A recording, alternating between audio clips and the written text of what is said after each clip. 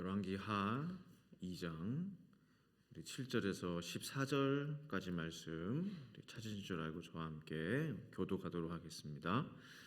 선지자의 제자 50명이 가서 멀리 서서 바라보매 그 두 사람이 요단가에 서 있더니 엘리야가 겉옷을 가지고 말아 물침에 이리저리 갈라지고 두 사람이 마른 땅 위로 건너더라. 건너매 엘리야가 엘리사에게 이르되 나를 내게서 데려감을 당하기 전에 내가 내게 어떻게 할지를 구하라. 엘리사가 이르되 당신의 성령이 하시는 역사가 갑절이나 내게 있게 하소서 하는지라. 이르되 내가 어려운 일을 구하는도다.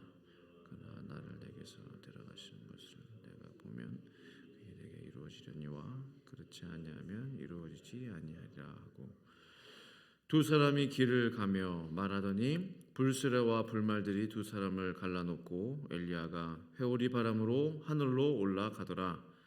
엘리사가 보고 소리 지르되 내 아버지여 내 아버지여 이스라엘의 병거와 그 마병이여 하더니 다시 보이지 아니하는지라.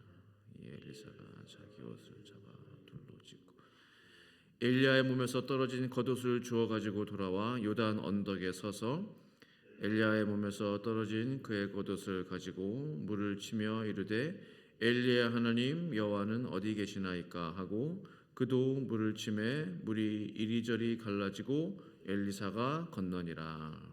아멘. 새벽을 깨워 주님의 전에 나오신 우리 성도 여러분 환영하고 축복합니다. 저는 오랜 시간 하나님께서 사용하신 사람들, 하나님께서는 어떤 사람들을 쓰시는가, 하나님이 쓰시는 종들은 어떤 종인가, 어떤 교회를 하나님이 사용하시나, 그런 것들에 대해서 고민하고 생각해 오고 있습니다. 왜냐하면 우리의 인생이 참 짧잖아요. 짧은 인생, 한 번 살다 가는 인생, 나를 위해 사는 삶이 아니라 명예를 위하여 돈을 위하여 사는 삶이 아니라 좀 하나님의 영광을 위하여 살고 싶은 마음이 마음 가운데 간절한 것입니다. 이왕 사는 삶, 주님의 영광을 위해 살 수만 있다면 그것이 얼마나 복되고 아름다운 인생이 될 것인가. 하나님이 쓰신 사람들의 공통된 특징 중에 하나가 있다면요, 다른 평범한 사람들에게서 찾아볼 수 없는 뭔가 특별한 은혜가 느껴진다는 거죠. 그분들이 전하는 말씀, 그분들이 전하는 짧은 간증, 짧은 대화 속에서 이미 은혜가 느껴집니다.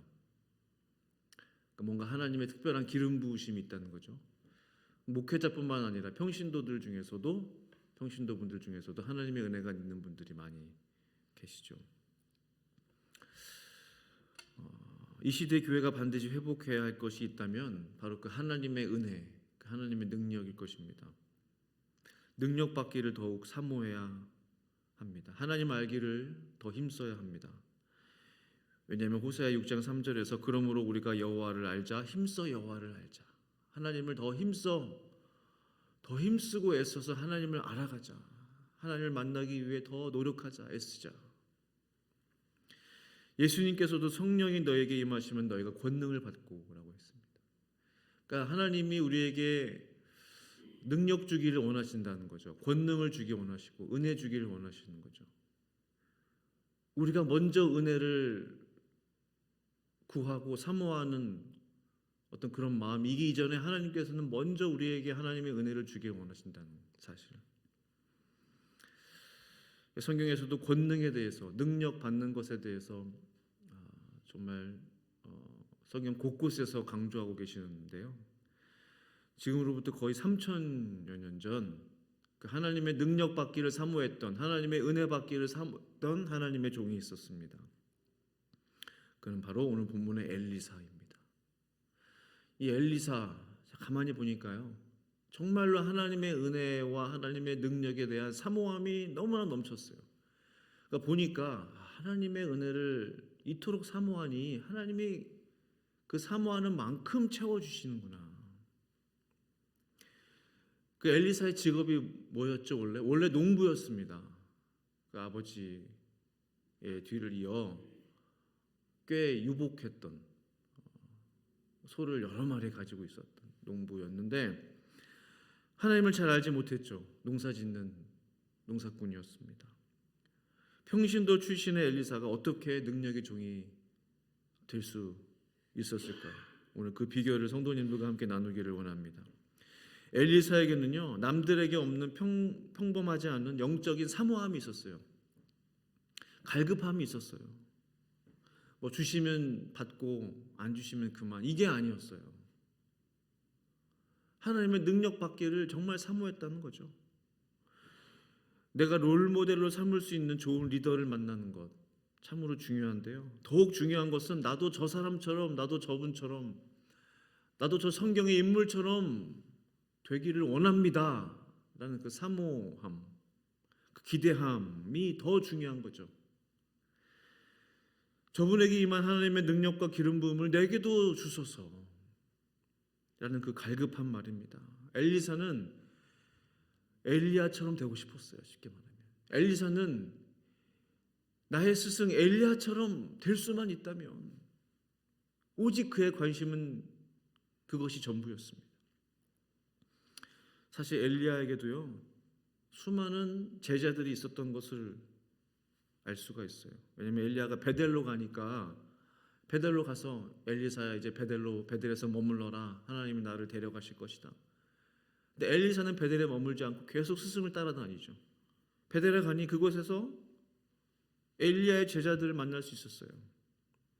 엘리야가 이번에는 여리고로 갑니다. 여리고에 머물러라. 엘리사가 아닙니다, 저는 절대로 스승님을 떠나지 않겠습니다. 여리고에도 엘리야의 제자들이 많았어요. 요단으로 갔습니다. 이제 요단에 가보니 거기서도 엘리야의 제자들이 많이 있었습니다. 그런데요, 그 모든 엘리야의 제자들과 엘리사의 그 결정적인 차이점이 있었어요. 그것은 바로 다른 제자들은 하나님의 능력 받는 것에 대해서 큰 관심이 없는 것처럼 보여요. 왜냐하면 엘리야가 가는 곳마다, 그 스승이 가는 곳마다 제자들이 있었다고 그랬죠. 제자들의 관심이 뭐였냐면 우리의 스승 엘리야가 정말로 승천할 것이냐, 죽음을 보지 않고 저 천국으로 갈 것이냐, 거기에 관심이 있었어요. 다 그 질문들을 해요. 엘리사님, 우리들의 스승 엘리야가 이제 하늘로 올라갈 것입니다. 그것을 알고 있습니까? 그 질문만 계속해요. 열왕기하 2장 3절에도 5절에도 7절에도 마찬가지. 7절에는요, 50명이나 되는 그 엘리야의 제자들, 정말 올라가나 안 올라가나 그걸 지켜보기 위해서인지 멀리 요단 강가에 서서 그 모습을 바라봤다고 성경은 기록하고 있습니다. 7절 이렇게 말씀하죠. 선지자의 제자 50명이 가서 멀리 서서 바라보매. 그렇죠? 그 두 사람이 요단가에 서 있더니 엘리야와 엘리사는 같이 서 있었어요. 제자가 스승 옆에 딱 붙어 있었어요. 그러나 다른 50명은 멀리 서서 바라봤다고 그랬어요. 스승님이 이제 올라가면 같이 붙어 있어야 될 거 아니에요. 멀리 서서 바라보고만 있습니다. 다른 제자들은. 엘리사는 스승 엘리야에게 임했던 하나님의 능력이 갑절이나 나에게 임하기를 사모했어요. 그것은 욕심이 아닙니다. 사모함입니다. 왜 이렇게 꿈이 커? 그냥 적당히라는 것은 없습니다. 하나님의 은혜. 엘리사는 적당히 하나님의 은혜를 구한 게 아니에요. 자신의 스승보다 갑절에 성령의 능력을 구한 사람이 엘리사였다는 사실이고, 그 엘리사에 대해서 성경은 나무라 하지 않습니다. 그의 태도에 대해서 뭐라고 하지 않아요. 오히려 격려하고 있습니다. 그가 구한 대로 하나님이 그 능력을 그에게 허락해 주셨다는 사실이죠. 갑절의 능력을 구한 엘리사에게 스승 엘리야가 말하죠. 갑절의 능력, 네가 참으로 어려운 것을 구하는구나. 그러나 하나님께서 나를 내게서 데려가는 것을 네가 본다면 그 능력이 네게 임할 것이다. 그러나 그것을 보지 못한다면 그 능력이 임하지 않을 것이다. 이 얼마나 가슴 떨리는 말입니까? 지금까지 엘리야에게 임한 그 능력 받기를 구하며 지금까지 나의 스승을 따라다녔는데 이 능력도 받지 못한다면 이 얼마나 초라해지겠어요. 근데 능력을 받을 수도 있고 받지 못할 수도 있다. 그 말을 하고 있는 거잖아요. 엘리사가 정말 심각해졌어요. 이 능력을 받아야 되겠는데, 이런 생각을 하고 있었던 바로 그때 갑자기 불수레와 불말들이 나타나서 두 사람을 갈라놓습니다. 진짜구나. 나의 스승 엘리야가 드디어 하늘로 올라가는구나. 하늘의 불말과 불병거가 이 나와 스승님을 떼어놓으려 하는구나. 심각해졌습니다. 회오리 바람을 타고 올라가는 스승을 바라보며 엘리사는 소리를 칩니다. 내 아버지여, 내 아버지여, 이스라엘의 병거와 그 마병이여. 이렇게 한 번만 외쳤을까요? 그렇지 않아요. 자신의 눈앞에 하늘을 향해 승천하고 있는 그 엘리야가 보이지 않을 때까지 외쳤을 거예요. 내 아버지여, 내 아버지여, 이스라엘의 병거와 그 마병이여. 계속해서 부르짖었을 거예요. 세 번역 성경을 보니까요, 이런 문장이 하나 추가되었어요. 엘리사는 슬픔에 겨워서 자기의 겉옷을 힘껏 잡아당겨 두 조각으로 찢었다. 엘리야가 승천하는 모습을 보면서 슬픔에 겨워. 왜 슬펐어요? 왜 슬펐습니까? 하나님의 능력이 나에게 임하기를 사모했기 때문에. 자신의 옷을 찢으면서 슬퍼했다는 거예요. 하나님의 능력이 임하지 않으면 어떡할 것인가. 너무나 안타까워했던 거예요. 얼마나 하나님의 능력을 사모했으면 안타까워하면서 울부짖으면서 슬퍼하면서 자신의 옷을 찢었겠습니까? 자신의 소원이 응답되지 못할까, 그것이 슬펐던 바로 엘리사. 이것이 차이점이구나. 다른 제자들과 이것이 결정적인 차이구나. 하나님의 능력을 받기를 간절히 사모하며 자신의 옷을 찢었던 엘리사가 있는가 하면, 멀리 서서 올라가나 안 올라가나 그것을 구경했던, 그것을 관망했던 다른 수많은 제자들이 있었다는 사실. 우리들은 어느 편에 서야 되겠습니까? 저는 엘리사 편에 서고 싶어요. 그냥 바라보고만 있는 사람이 되고 싶지 않습니다. 이왕이면 엘리사 편에 서서 스승 엘리야가 받은 그 능력 받아야 될 거 아니에요. 바로 이것이 엘리사의 탁월함이구나. 다른 거 볼 것 없어요. 엘리사는 참으로 사모함, 그 하나님의 은혜에 대한, 하나님의 능력에 대한 권능 받기를 사모했던, 그 누구보다도 간절히 기대했던 인물이 바로 엘리사였습니다. 사모한 만큼 하나님이 그에게 은혜를 주신 것이죠. 이 엘리사의 이 탁월함은요, 그가 숨을 거두는 그의 마지막 순간까지도 볼 수 있어요. 엘리사가 이제 병들어 죽게 되었거든요. 북이스라엘 선지자 아닙니까? 당시 왕이 요아스 왕이었는데 요아스와 그 엘리사가 가까웠어요. 그러니까 선지자가 이제 죽어간다는 소식을 듣고 찾아갑니다. 병문안 가는 거예요. 요아스 왕이 막 울어요. 안타까워서. 성경 보시면 열왕기하 12장 보시면 참 요아스 왕이 무슨 고백을 하는 줄 아세요? 내 아버지여, 내 아버지여, 이스라엘 병거와 그 마병이여. 그 고백을 하고 있어요. 그러니까 엘리사가 엘리야를 보면서 부르짖었던 그 기도와 부르짖음, 요아스가 이미 알고 있었다는 거예요. 이 엘리사 선지자가 그때 이 기도를 해서 하나님으로부터 능력 받았구나. 요아스가 그 고백을 그대로 따라해요.